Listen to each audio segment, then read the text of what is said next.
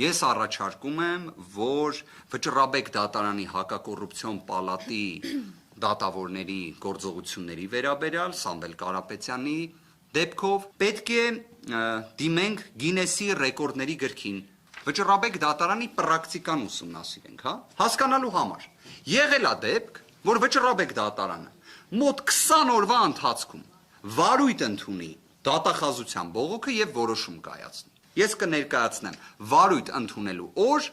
որոշման հրապարակման օր, 24 թվականի ապրիլի 23-ին։ Վճռաբեկ դատարանի հակակոռուպցիոն պալատը վարույթ է ընդունում գլխավոր դատախազի բողոքը, որոշումը կայացնում է 2025 թվականի մարտի 10-ին։ Մեկ այլ դեպքով 2024 թվականի մայիսի 22-ին ընդունվում է վարույթ, որոշումը ընդունվում է 2025 թվականի մարտի 10-ին։ Մեկ այլ դեպքով 2024 թվականի դեկտեմբերի 11-ին վարույթ է ընդունվում, որոշումը հրապարակվում է 2025 թվականի ապրիլի 17-ին։